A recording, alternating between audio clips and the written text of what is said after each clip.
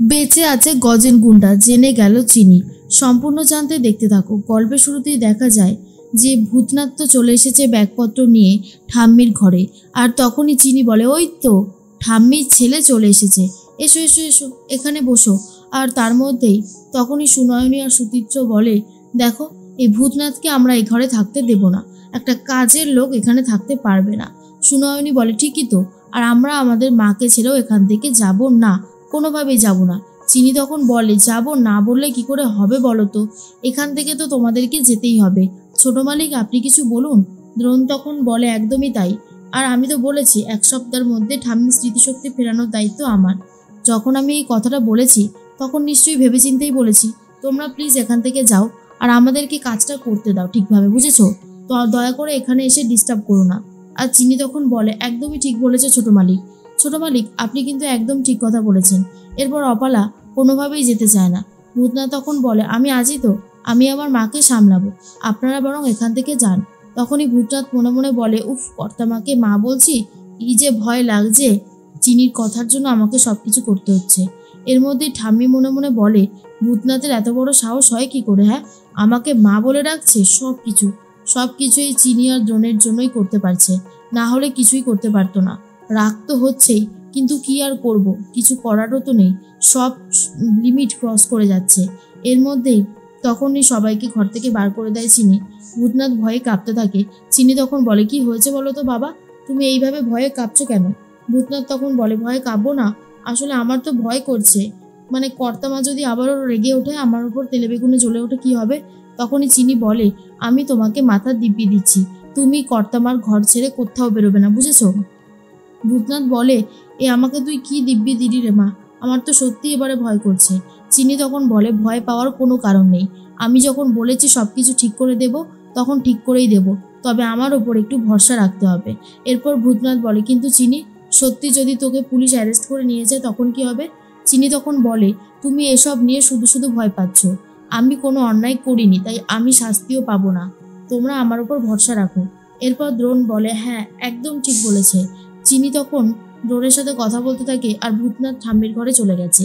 অপালা তখন বলে, এই যে চিনি, তুমি তো এখন দ্রোণের সাথে থাকতে পারবে না, ঠাম্মি বলো না তোমাদের ফুলশয্যা না হওয়া অবধি। তখনই চিনি বলে, উনি এখন আমার সাথে রয়েছে একজন ডাক্তার হিসেবে, আমার স্বামী হিসেবে নয়। আশা করি আপনি বুঝতে পেরেছেন অপালা ম্যাডাম।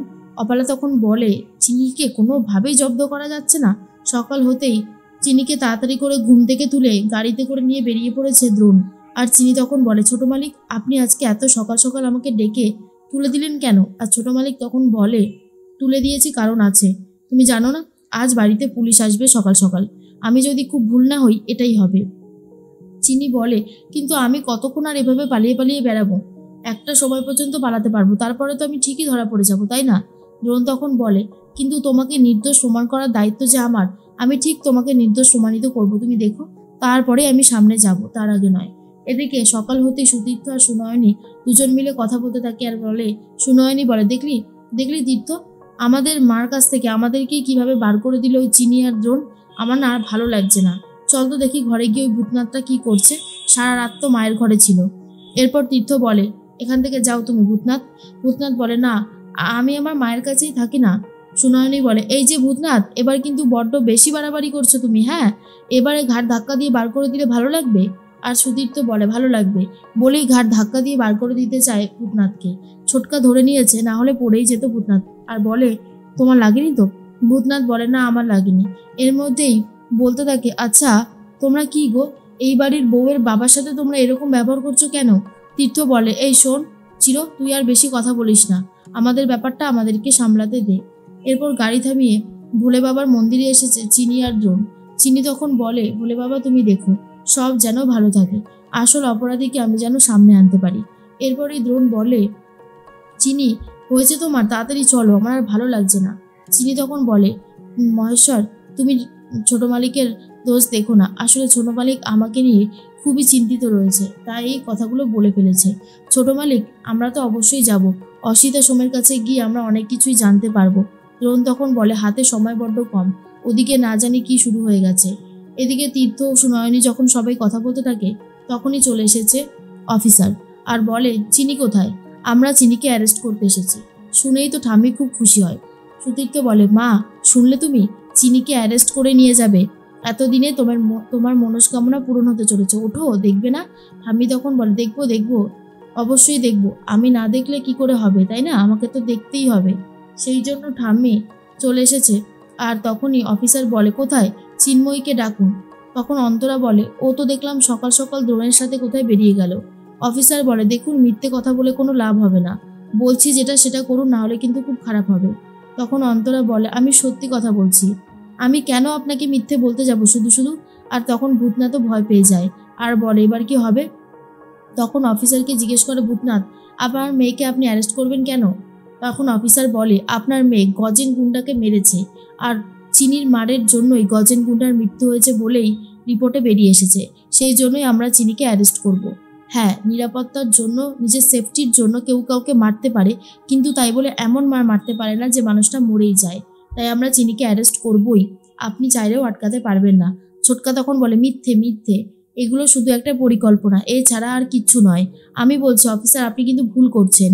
অফিসার বলে, আমার তো মনে হচ্ছে না আমি কোথাও ভুল করছি। আর শুনুন, বাড়াবাড়ি করবেন না, হ্যাঁ, বাড়াবাড়ির কিন্তু একটা লিমিট থাকে, আমার কাজটা আমাকে করতে দিন।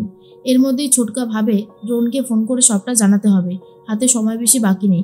ড্রোন আর চিনিকে কোনোভাবে পুলিশের হাতে তুলে দিলে চলবে না।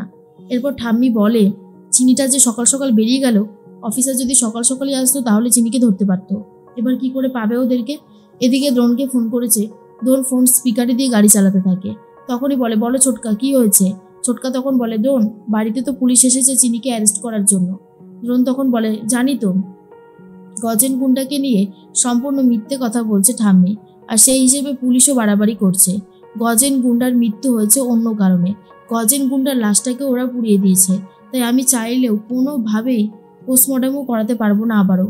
আমি খুব বিপদে পড়েছি, বুঝলে তো ছোটকা, একটু সময় লাগবে এই বিপদ থেকে উদ্ধার পেতে গেলে, তবে হবে তো অবশ্যই, একটু সময় লাগবে। এর মধ্যেই চিনি খুব চিন্তা করতে থাকে আর ভাবে, সত্যিই কি এবারে আমাকে পুলিশ অ্যারেস্ট করে নিয়ে যাবে? কিন্তু আমি কি করেছি যার জন্য পুলিশ আমাকে অ্যারেস্ট করবে?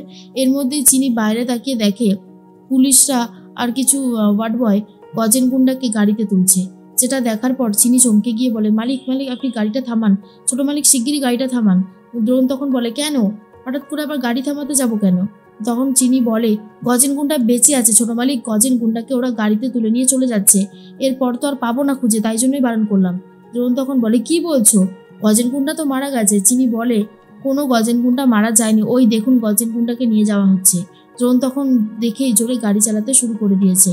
আর চিনি বলে, কত বড় মিথ্যে কথা তার মানে রটিয়েছে যে গজেন গুন্ডা মারা গেছে, কিন্তু গজেন গুন্ডা তো আমাদের সামনেই রয়েছে ছোট মালিক।